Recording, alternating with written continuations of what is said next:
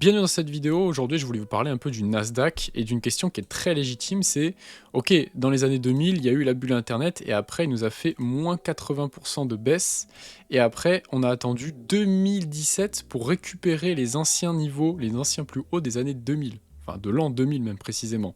Donc, est-ce que le Nasdaq vaut vraiment le coup? Parce que s'il nous refait un coup similaire et qu'il perd moins 80% et qu'on récupère que ces niveaux-là dans 20 ans, dans 17 ans, bah, le Nasdaq, c'est littéralement le pire investissement qu'on pourrait faire. Sauf qu'en fait, on va aller un peu en détail là-dessus. Le Nasdaq, il a changé. Ok, il est plus du tout comme avant.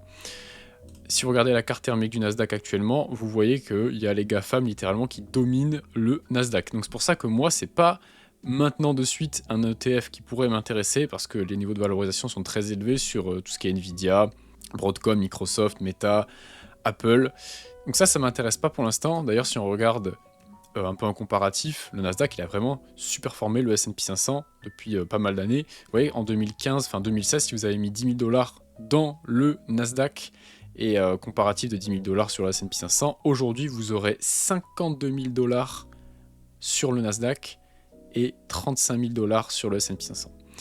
Le truc c'est que c'est parce que les GAFAM ont littéralement explosé les compteurs. Et je vais vous dire un truc, mais le Nasdaq, à l'époque, il ressemblait pas du tout à ça. Et pourquoi aujourd'hui il a très peu de chances de reperdre 80% et de stagner pendant 20 ans? C'est parce que les entreprises maintenant sont devenues très matures dans cet indice. Si vous regardez, ça c'est la composition des 20 plus grosses boîtes du Nasdaq dans l'an 2000. Et en fait, ce qu'on constate ici, c'est que voilà, celles qui sont encore là, donc Microsoft, Cisco Systems, Intel, Oracle, Dell, etc., etc. Et ça, c'est les autres qui ont disparu, soit ont fait faillite, soit sont sortis littéralement de l'indice. Et vous voyez qu'il y a énormément d'entreprises que vous n'avez jamais entendu parler. Sun Microsystems, JDS, WorldCom. À l'époque, c'était la mode, c'était tout ce qui finissait en .com, avait potentiellement un avenir radieux parce que c'était les débuts d'Internet. Et du coup, il y en avait plein qui sont rentrés en fait, des niveaux de valorisation complètement exagérés sur ce genre d'entreprise parce qu'elles étaient potentiellement prometteuses. Sauf qu'en fait, maintenant, sur le Nasdaq, c'est des entreprises qui sont déjà en place.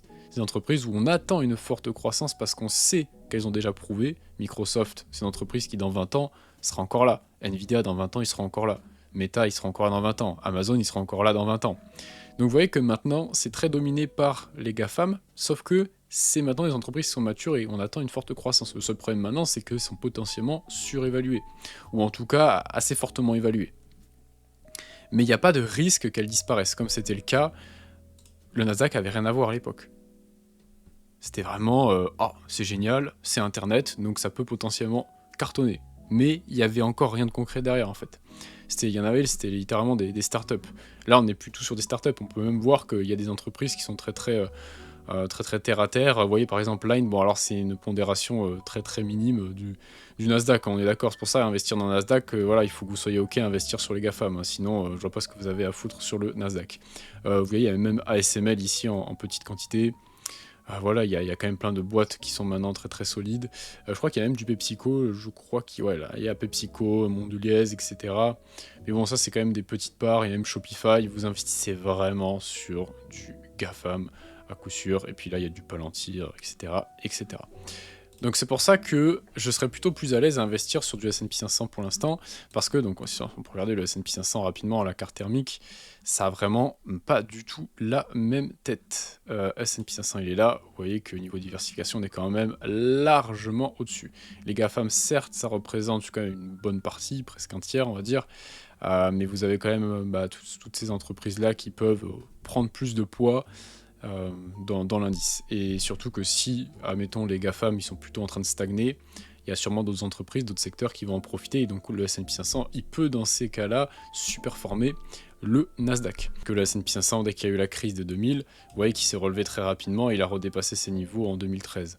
Le Nasdaq, donc il a attendu quand même 2016-2017 pour vraiment les dépasser. Donc voilà, ce que je veux vous dire sur le Nasdaq maintenant, c'est qu'un moins 80%, c'est quand même peu probable, sachant que c'est des entreprises qui sont maintenant matures, même si les entreprises qui sont dans la tech, ça reste quand même des entreprises très matures pour la tech, à moins 80%, pour moi, c'est clairement pas envisageable. Et en plus, après une stagnation pendant 17 ans, ça, j'ai encore plus de mal à y croire. Par contre, ce que je pourrais potentiellement me dire, c'est que les niveaux de valorisation étant assez élevés, qu'on soit plutôt dans une stagnation et qu'on potentiellement on arrive même dans une décennie perdue.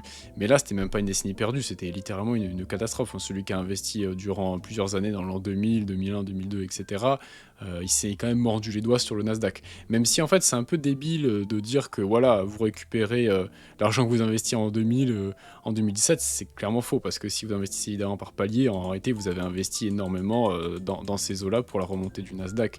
Donc en fait... donc, en fait, vous avez investi sur d'excellents niveaux du Nasdaq et aujourd'hui vous avez fait une plus-value qui est énorme. Mais vous n'allez jamais mettre sur un pic toute votre épargne ici directement. C'est pour ça que ça m'énerve un petit peu sur internet. Il y en a certains qui disent ça, c'est ouais, vous avez récupéré votre argent que 17 ans plus tard. Bon, la réalité, non.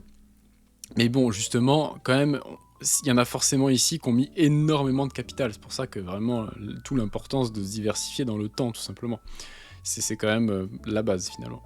Donc voilà, moi pour l'instant je n'investirai pas sur Nasdaq, pour moi il y a d'autres opportunités ailleurs au niveau des valorisations, parce qu'à ce moment-là, en fait, investir maintenant de suite sur Nasdaq, je vois pas trop l'intérêt, autant acheter quelques boîtes, les meilleures boîtes au niveau du GAFAM, pardon là je suis sur le S&P 500, et voir ailleurs il y a également d'autres opportunités très intéressantes. Parce que par exemple les niveaux d'NVIDIA m'intéressent pas trop actuellement, ok, ça reste quand même assez élevé, même si c'est une boîte incroyable, hein, je dis pas le contraire.